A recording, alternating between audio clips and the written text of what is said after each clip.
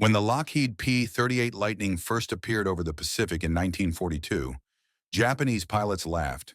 To them, it was an absurd machine, oversized, twin-engined, and unlike any fighter they had ever faced. Its twin booms and central nacelle looked more like a bomber than a nimble interceptor. In contrast to the sleek, agile Zero, the P-38 seemed bulky, slow, and clumsy. Imperial Japanese Navy and Army aviators were certain it would never stand a chance in a turning fight. Their confidence was understandable. Since 1941, Japan's Zero and Kai-43 fighters had ruled the skies. Lightweight and unmatched in maneuverability, they could outturn any Allied aircraft.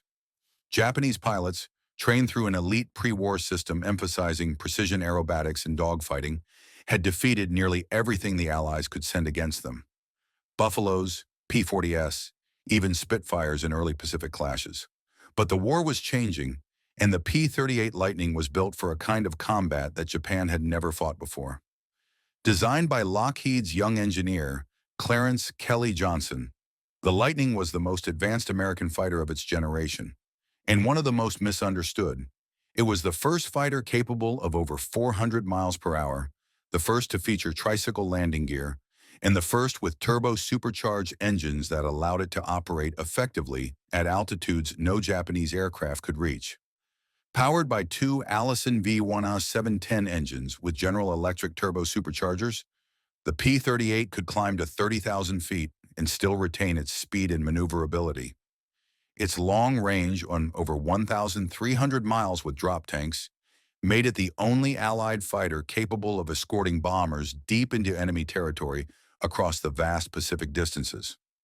When American pilots began flying the Lightning in the Pacific in late 1942, they faced a steep learning curve. Used to single-engine fighters, many struggled to adapt to the P-38's size, weight, and complex systems. Early missions over New Guinea and the Solomons exposed weaknesses: compressibility at high speeds, limited roll rate, and cockpit heating problems in tropical conditions. Japanese pilots flying their nimble Zeros mocked the ungainly twin-boomed aircraft that couldn't outturn them. Yet while Japan mocked, the United States adapted. Pilots like Major Richard Bong and Thomas McGuire learned that fighting the Zero required a different mindset. The P-38 was not built for tight circles and slow-speed duels. It was built for vertical combat, for altitude, speed, and precision firepower. Its central nose-mounted armament, 4.50 caliber Browning machine guns, and a 20-millimeter cannon, meant it could deliver devastating accuracy without deflection issues. By late 1943, those who learned how to fight with the Lightning began to turn the tide. The same aircraft the Japanese had ridiculed would soon hunt them at altitudes they couldn't reach, and destroy the myth of Japanese air invincibility once and for all. The first real test of the P-38 Lightning came over New Guinea in 1943. The region's brutal weather, mountainous terrain, and vast distances made it one of the most challenging air theaters of the war. For the Americans, it was also the perfect environment to prove that the Lightning could do what no other fighter could: reach Japanese bases, fight on equal terms, and come home again. In early 1943, Japanese air power still dominated the region. From bases at Wewak and Rabaul, Zeros and Ki-43 Oscars provided air cover for convoys and struck Allied positions almost at will. Most Allied fighters lacked the range to challenge them deep inside their territory. The P-39s and P-40s of the 5th Air Force could barely make it to the front lines before running low on fuel. The Lightning changed that equation completely. Flying out of Port Moresby and Dobodura, the P-38 could cross the Owen Stanley Mountains, strike Rabaul, and return safely, a feat impossible for any other Allied fighter. Pilots quickly realized they held the advantage of surprise. Japanese aircraft, designed for short-range missions, rarely operated beyond 400 miles from their bases. The Lightning's twin engines gave it the endurance to appear where it was least expected, and at altitudes where no Zero could follow. One of the earliest large-scale encounters came on June 12, 1943, when American Lightnings of the 475th Fighter Group intercepted a formation of Japanese bombers and fighters near Oro Bay.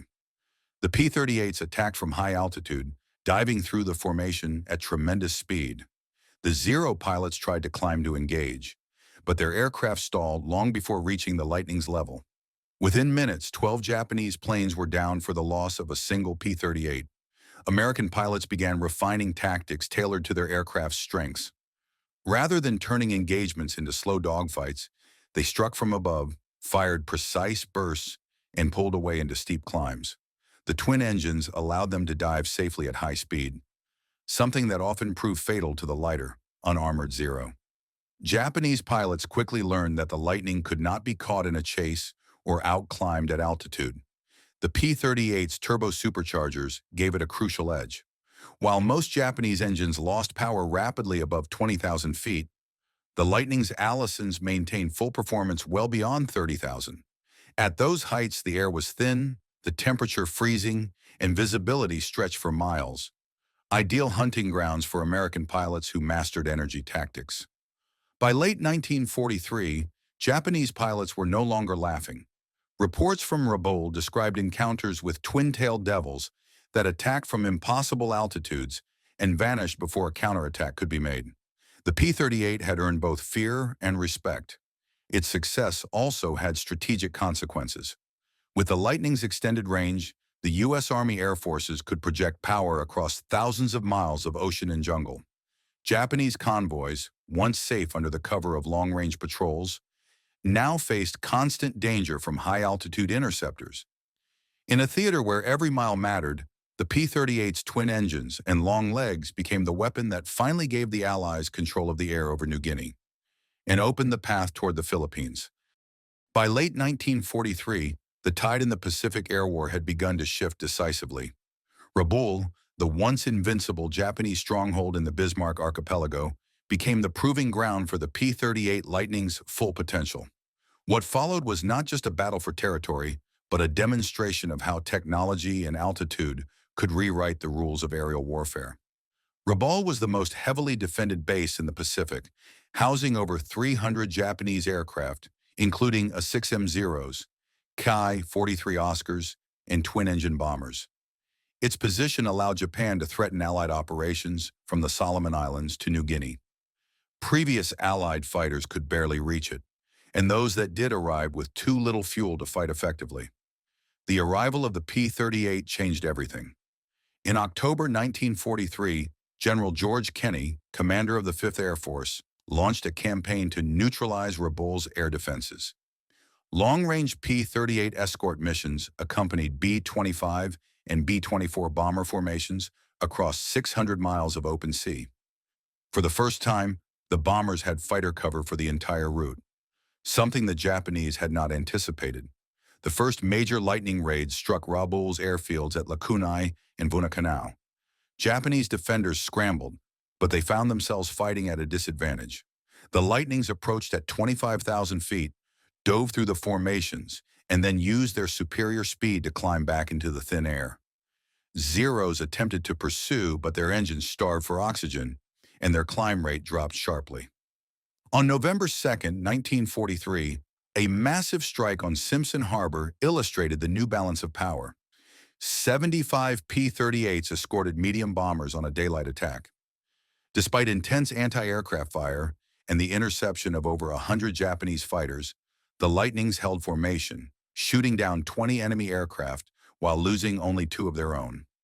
It was a humiliation for the Japanese Air Forces, a sign that Rabaul could no longer dominate the skies uncontested. The Japanese began adapting their tactics. Pilots attempted low-altitude ambushes, hoping to catch the heavy Lightnings below 10,000 feet, where their maneuverability was limited. But the American pilots had already learned to use the terrain to their advantage. They entered from high altitude, made a single devastating pass, and climbed back out to safety. The Lightning's concentrated firepower played a decisive role. Its nose-mounted guns, 4.50 caliber machine guns, and a 20mm cannon, eliminated the convergence problem that plagued wing-mounted designs. A half-second burst could shatter an aircraft in a single strike. Gun camera footage from Rabaul missions showed Zeros disintegrating under concentrated fire, wings folding and fuel tanks erupting in flames before the pilot could even react. Rabaul's decline was swift. By early 1944, Japanese air strength there had been reduced by over 70%. The few remaining aircraft were dispersed to outlying fields, and the once feared base became little more than a target range for American bombers. The Lightning's role in that transformation was clear. It had extended American air power beyond the reach of traditional fighters, exploited its altitude advantage, and imposed a new kind of warfare where speed and precision mattered more than turning agility. To the Japanese, the P-38 represented a machine that ignored every established rule of aerial combat. To the Americans, it became the symbol of technological superiority, a twin-engine spear that struck where no single-engine fighter could. By 1944, the P-38 Lightning was no longer an experimental gamble. It had become the chosen weapon of America's most skilled fighter pilots. Nowhere was its dominance more evident than in the rise of aces who used the twin-engine fighter to achieve kill counts once thought impossible. The aircraft's unique combination of range, speed, and stability made it ideal for long-duration engagements over the Pacific. Pilots like Major Richard Bong, Thomas Maguire, and Charles McDonald quickly adapted their tactics to exploit its strengths. Their success came not from dogfighting, where the P-38 was agile but not supreme, but from energy fighting, ambush, and coordinated teamwork. Richard Bong, flying with the 49th Fighter Group, perfected the art of high-speed slashing attacks. He would climb to 25,000 feet, spot incoming Japanese formations, and dive through them in a controlled burst of fire before climbing away again. His philosophy was simple: never turn with a zero, never linger in a fight, and never give up altitude. Bong's mastery of the P-38's strengths led to 40 confirmed victories, making him the top American ace of the war. Thomas Maguire, his close rival, used a more aggressive approach. Leading the 431st Fighter Squadron, Maguire pushed the Lightning to its mechanical limits.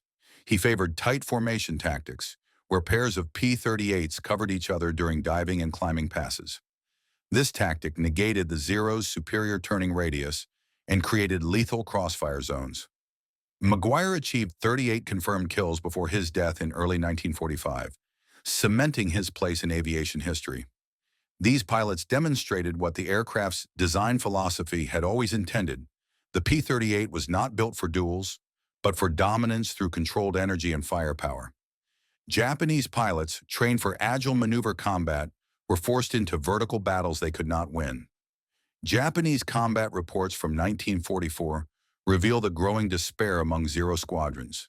Pilots described the P-38 as a two-headed monster that could attack from any angle and disappear before we can turn.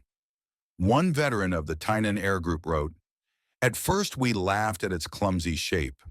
Now we call it the fork-tailed devil."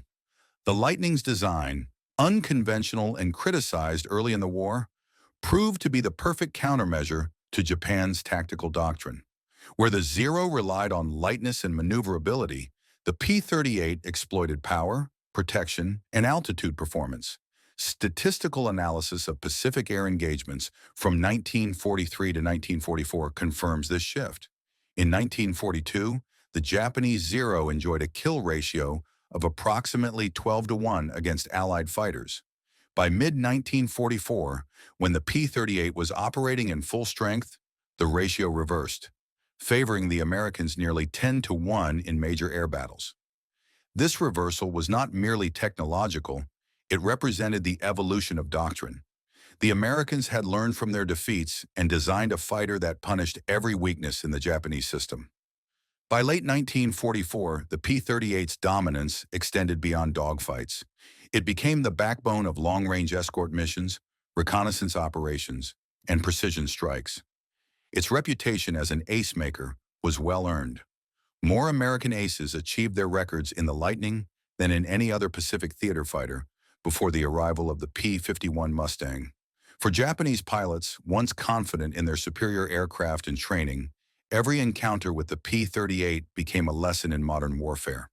A battle against speed, altitude, and firepower they could neither match nor evade. In April 1943, the P-38 Lightning achieved one of the most remarkable aerial operations in history, a mission so daring and precise that it demonstrated, beyond question, the strategic value of range, planning, and technology. This mission was Operation Vengeance, the interception and assassination of Admiral Isoroku Yamamoto, the architect of the Pearl Harbor attack. American codebreakers had intercepted a Japanese message detailing Yamamoto's inspection flight across the Solomon Islands. The message included exact times, routes, and altitudes. Intelligence so precise it was nearly unbelievable. There was one problem. Yamamoto's aircraft would be over 400 miles from the nearest Allied base at Guadalcanal, beyond the reach of every Allied fighter except one, the P-38 Lightning.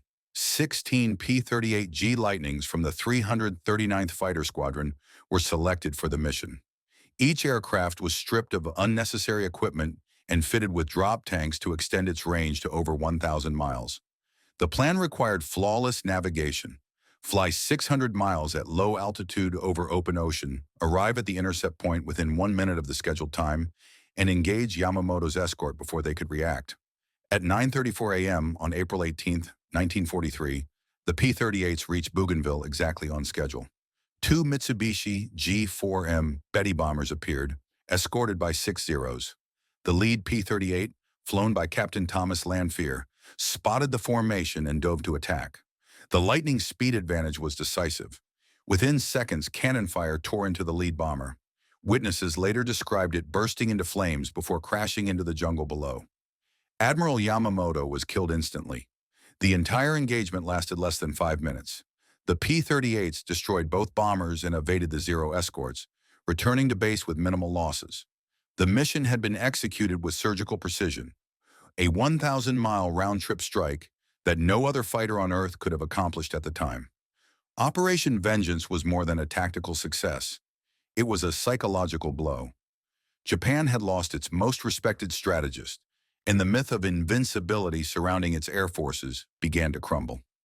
The operation proved that Allied forces could reach deep into Japanese territory and strike specific, high-value targets with precision. From a technical standpoint, the mission validated the Lightning's design philosophy. Its twin engines provided reliability over long oceanic flights, its superchargers maintained power at high altitude, and its range extended the reach of American air power in ways the Japanese could not match. Reports from Japanese naval intelligence acknowledged the operation with disbelief. How could American fighters fly such a distance, locate a small formation in vast airspace, and strike with such precision? To the Japanese high command, it was an unsettling revelation. Their defensive perimeter was no longer safe. For the pilots of the 339th Squadron, the mission became legendary. It represented everything the P-38 had been designed for: range, speed, power, and precision working in perfect harmony. No other fighter could have done it. After Operation Vengeance, the Lightning's reputation soared. It was no longer just a workhorse, it was the weapon of choice for long-range interdiction and precision interception. Even skeptics within the U.S. Army Air Forces recognized its unmatched versatility. The P-38 had proven that wars were no longer won by who turned tighter or dove faster, but by who could see farther, strike deeper, and adapt faster. Operation Vengeance had rewritten the rules of aerial warfare. By the middle of 1944, the P-38 Lightning had evolved from a specialized long-range interceptor into the cornerstone of Allied air power in the Pacific. The lessons learned from early combat, both successes and failures, shaped a new, disciplined approach to aerial warfare. What had begun as a technical experiment in twin-engine design was now the embodiment of strategic air superiority.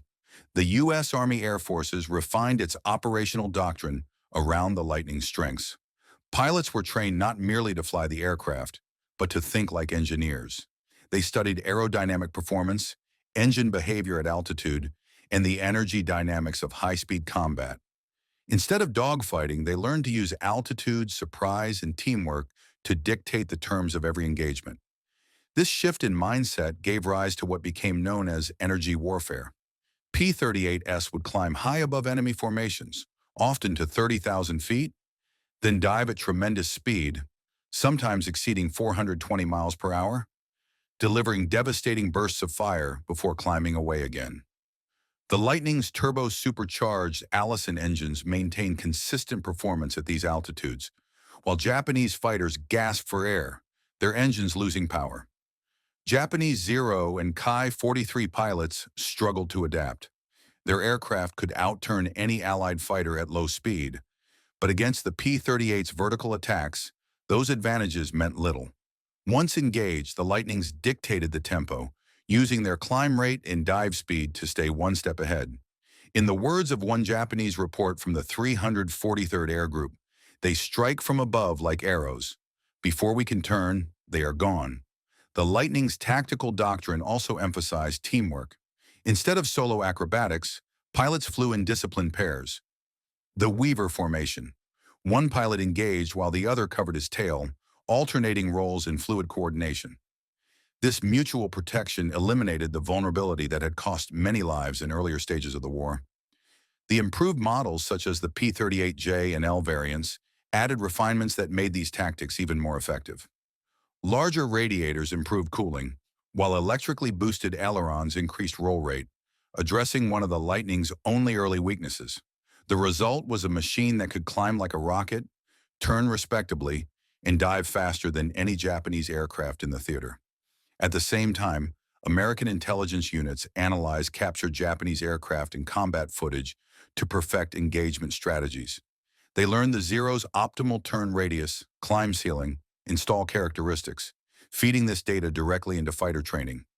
P-38 squadrons began to enter combat with complete understanding of their adversaries' limits, an advantage the Japanese never had. These changes had measurable results. In 1942, the average Allied fighter squadron in the Pacific suffered 20% losses per month. By 1944, P-38 units cut that figure to under 8%, while maintaining a victory ratio of 10-1 in major engagements. In the Battle of the Bismarck Sea and later over the Philippines, Lightning groups routinely achieved total air superiority with minimal casualties. Japanese pilots, once masters of the skies, increasingly avoided direct confrontation with P-38s. Intercepts became hit-and-run ambushes, with Japanese squadrons relying on cloud cover or attacking bombers from behind. But even these tactics began to fail as P-38 pilots learned to anticipate and counter them using superior radar guidance and communication systems. By late 1944, American commanders viewed the P-38 as a strategic weapon rather than just a fighter. It escorted bombers, led photo reconnaissance missions, hunted enemy shipping, and even conducted precision ground strikes. Its adaptability made it invaluable across every front in the Pacific. In just 2 years, the Lightning had evolved from an experimental prototype to the defining symbol of Allied dominance. It represented the triumph of engineering discipline, tactical innovation, and raw industrial power over improvisation and instinct. The Japanese Air Force had entered the war believing agility and courage would prevail. The P-38 proved that control, speed, and precision were the new laws of aerial combat. By the time American forces advanced toward the Philippines in late 1944, the P-38 Lightning had already established itself as the spearhead of Allied air power. The campaign to retake the archipelago became one of the most intense air operations of the Pacific War, and it was here that the Lightning demonstrated its full strategic value, not just as a fighter, but as an all-purpose weapon that could dominate every layer of the sky. The geography of the Philippines posed immense challenges. Dozens of islands stretched across hundreds of miles, covered by dense jungle and unpredictable weather. Traditional fighters would have struggled to operate effectively, but the P-38's range and twin-engine reliability made it uniquely suited for the environment. From bases in Morotai and later on Leyte, Lightning squadrons struck Japanese positions across Luzon, Mindanao, and the South China Sea. Japanese resistance was fierce. The Imperial Japanese Army Air Service still fielded hundreds of aircraft, including Kai-43 Oscars, Kai-84 Franks, and remaining A-6M-0s. But the experience gap between veteran and novice pilots had grown severe. Many of Japan's best aviators had been lost over Rabaul and New Guinea, leaving undertrained replacements flying outdated machines. The P-38's performance advantage was decisive. At high altitude, its turbo-supercharged engines allowed it to cruise comfortably at 350 miles per hour, while Japanese fighters began to lose power above 20,000 feet. In low-level combat, the Lightning's heavy armament, 4.50 caliber machine guns and a 20mm cannon, shredded bombers, supply aircraft, and ground convoys with precision fire. One of the most famous engagements occurred during the Battle of Leyte Gulf in October 1944, when P-38 squadrons were tasked with intercepting Japanese bombers threatening Allied naval forces. Operating from hastily built airfields, Lightning pilots engaged enemy formations over the Sibuyan Sea. In less than 20 minutes, they shot down more than 25 enemy aircraft without losing a single plane. Witnesses described Zeros exploding midair as concentrated nose-mounted fire turned their fuel tanks into fireballs. The Lightning's tactical flexibility also allowed it to perform ground attack missions with devastating efficiency. Armed with bombs, rockets, and 500-pound payloads, P-38s targeted Japanese transport convoys, communication lines, and airstrips. In one series of missions over Luzon, a single squadron destroyed 70 trucks, 18 barges, and 5 small vessels in less than a week. For Japanese troops, the appearance of the Lightning overhead became synonymous with destruction. Its twin engines produced a distinctive, deep roar, a sound that soldiers learned to fear. Reports from captured Japanese personnel describe P-38s as the iron eagles that never leave, because they could remain on station for hours, circling targets and attacking repeatedly. The campaign also highlighted another of the Lightning's strengths: endurance. With drop tanks, P-38s could stay airborne for over 8 hours, escorting bombers deep into enemy airspace. This capability allowed the U.S. 5th and 13th Air Forces to project power across the South Pacific in a way that had been unthinkable just 2 years earlier. By the end of 1944, the Japanese air presence in the Philippines was effectively neutralized. The combination of superior aircraft, radar coordination, and disciplined tactics shattered Japan's ability to contest the skies. Allied reports recorded a kill ratio exceeding 15-1 during the campaign, an almost total reversal of the early war situation. The Lightning's contribution went beyond numbers. Its ability to escort, intercept, and attack made it the cornerstone of the Allied air strategy in Southeast Asia. More than any other aircraft, it ensured that Japan could no longer move men or materiel across its crumbling empire without being detected and destroyed. The Philippines campaign marked the beginning of the end for Japan's air power. The empire that once dominated the Pacific now found itself powerless against a machine built for range, speed, and precision. A machine that had rewritten the laws of aerial warfare. In early 1945, the Pacific War entered its final and most decisive phase. The Japanese Empire, once expansive and aggressive, was shrinking under relentless Allied pressure. Yet even as American bombers began striking the home islands, scattered Japanese garrisons across Southeast Asia continued to resist. To cut off their supplies and destroy their last lines of communication, the United States turned again to the fighter that could reach farther than any other: the P-38 Lightning.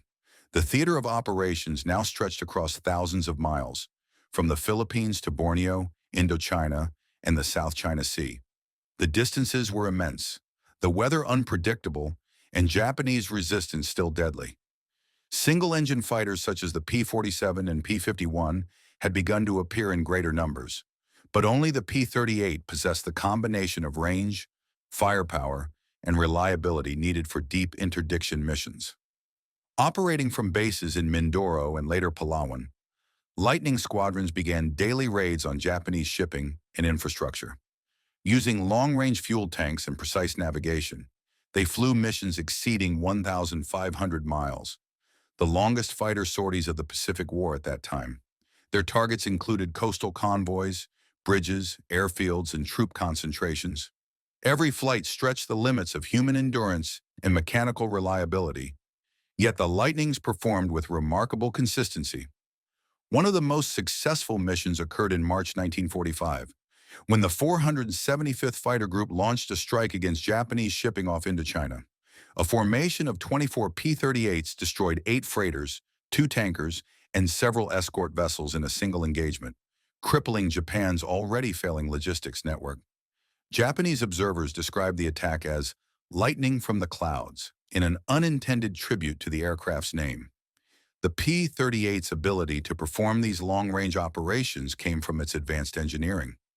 Its twin Allison-Baugh 1710 engines, fitted with turbo superchargers, could maintain optimal power across varying altitudes, while the dual-fuel system allowed for seamless transfer between main and auxiliary tanks.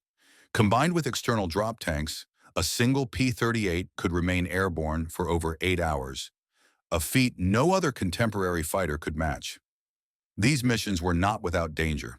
Tropical storms, unpredictable crosswinds, and mechanical failures claimed nearly as many lightnings as enemy fire. Pilots flew for hours over open ocean, knowing that a single engine failure or navigation error could mean being lost forever.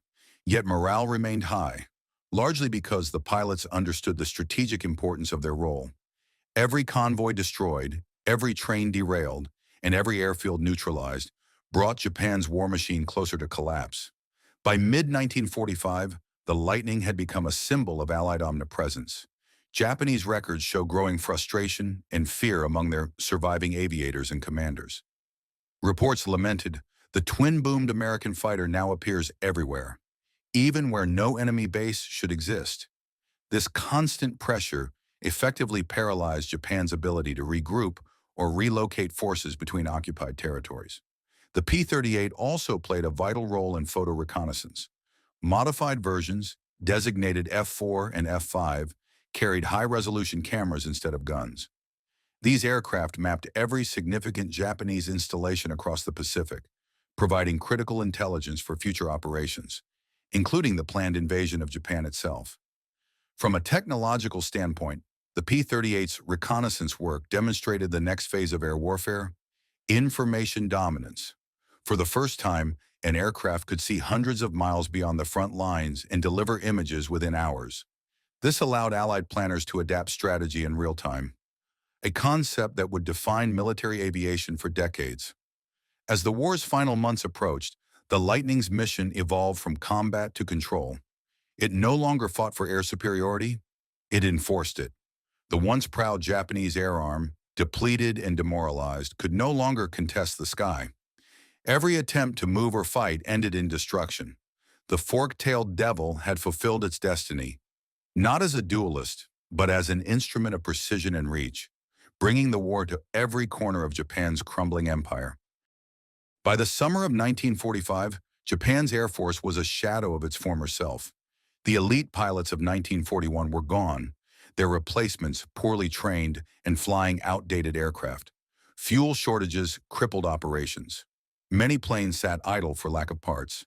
Yet despite the desperate situation, Japanese commanders ordered continued resistance. And in those final months, the P-38 Lightning became the relentless hunter that ended Japan's ability to fight in the air. Operating from bases in the Philippines and Okinawa, Lightning squadrons ranged over Formosa, the Ryukyu Islands, and even the southern coast of Japan. Their missions were no longer about dogfights. They were about annihilation of what little remained of the enemy's logistical and aerial infrastructure.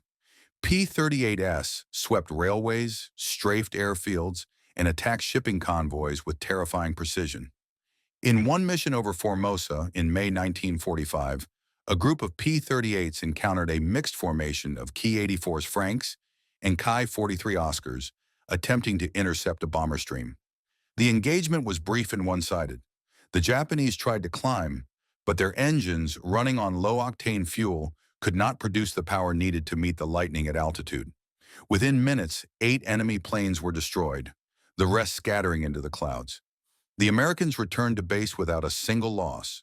The Lightning's armament made it especially lethal in these final campaigns.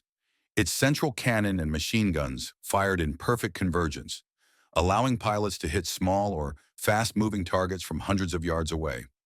For ground attacks, the aircraft could carry bombs or rockets, turning it into a fighter bomber capable of wiping out hardened positions and transport columns with equal ease. What made the P-38 truly devastating in 1945 was its combination of persistence and precision. With Japan's radar and communication networks collapsing, Lightning units operated with near impunity. They struck airfields before dawn, sank ships by day, and conducted night harassment raids by moonlight. In the space of a few months, they destroyed thousands of vehicles, hundreds of ships, and nearly every operational Japanese aircraft outside the home islands. For the Japanese, the experience was demoralizing. Reports from surviving pilots reveal a sense of helplessness. They describe the P-38 as an enemy that comes from nowhere, a ghost-like presence in the sky that struck before they could even react. The Empire's once proud Zero squadrons, which had defined the early war years, now resorted to kamikaze tactics, not as a strategy, but as a last act of desperation. In these closing battles, the P-38 also performed crucial escort duty for long-range B-24 and B-29 bombers. Flying ahead of the bomber streams, the Lightnings cleared the skies of any remaining opposition. The twin engines provided safety over the long oceanic stretches, ensuring that even when one failed, pilots could still return home. Many bomber crews owed their survival to the silent, high-flying Lightnings that cleared their path through the deadly Pacific. The aircraft's versatility was further demonstrated in rescue operations. Lightning pilots often spotted downed airmen and guided submarines or seaplanes to their positions. In several instances, P-38s even landed on improvised airstrips to recover stranded pilots. These missions earned the respect of bomber crews who called them guardian angels with twin tails. Statistical summaries from the U.S. Army Air Forces at the end of the war confirmed the Lightning's impact. Across the Pacific, P-38 units recorded over 1,800 aerial victories and destroyed thousands more aircraft on the ground. Their combat losses, relative to their operational scope, remained among the lowest of any fighter type. By August 1945, the skies over Japan were no longer contested. The Lightning had done what it was designed to do: impose total aerial supremacy across one of the largest theaters of war in history. When the atomic bombings of Hiroshima and Nagasaki finally forced Japan's surrender, many of the last American patrols over the home islands were flown by P-38s. The fighter that had once been mocked as too big and too strange had become the silent reaper of an empire that could no longer hide from its reach. When the war ended in August 1945, the Lockheed P-38 Lightning had already secured its place as one of the most extraordinary aircraft in aviation history. It was the only American fighter to serve effectively in both the Pacific and European theaters from the very beginning to the very end of World War II. More than a technological achievement, it had become a symbol of how engineering precision and tactical evolution could overcome even the fiercest adversaries. The statistics told a clear story. In the Pacific alone, the P-38 achieved over 1,800 confirmed air-to-air victories, destroyed thousands of enemy planes on the ground, and performed tens of thousands of long-range strike missions. It produced more American aces than any other fighter in the theater, including the top two, Richard Bong and Thomas Maguire, whose combined victories exceeded those of entire Japanese squadrons. Its kill ratio, often greater than 10-1 in major campaigns, was proof of how completely it had mastered the skies it once struggled to survive in. But beyond numbers, the Lightning's legacy lay in what it represented: the transformation of air combat itself. At the start of the war, Japan's Zero had symbolized agility and instinct, while early Allied aircraft reflected rugged simplicity. The P-38 bridged the gap between those worlds. It fused speed, altitude, and endurance into a single cohesive platform that could perform any mission: fighter escort, interceptor, bomber-destroyer, reconnaissance, or ground attack, and excel at them all. Its revolutionary design had been doubted from the start. The twin-engine configuration, tricycle landing gear, and turbo superchargers were all firsts for a frontline American fighter. Critics said it would be too complex, too heavy, too expensive. Yet these very features became the foundation for post-war aircraft design. Jet fighters like the F-80 Shooting Star and the F-84 Thunderjet borrowed heavily from the Lightning's aerodynamic and systems architecture. In Japan, the memory of the Lightning lingered long after the war. Former Zero pilots, interviewed years later, spoke with respect for the aircraft that had rendered their tactics obsolete. They described how its power, speed, and stability at high altitude had forced them to abandon the turning duels that once defined Japanese air combat. Many acknowledged that the P-38 marked the end of their dominance, the moment they realized that engineering had overtaken intuition. For the pilots who flew it, the Lightning was more than a machine. It was a companion that endured incredible strain, yet always brought them home. Its ruggedness became legendary. Pilots often landed safely with one engine destroyed or entire sections of the tail riddled with holes. One veteran recalled, "You didn't fly the Lightning, you trusted it." After the war, the P-38 continued to serve in secondary roles. Some were used for aerial mapping and weather reconnaissance. Others were sold to foreign air forces or converted into civilian survey planes. But as jet propulsion took over, the Lightning gradually faded from frontline service.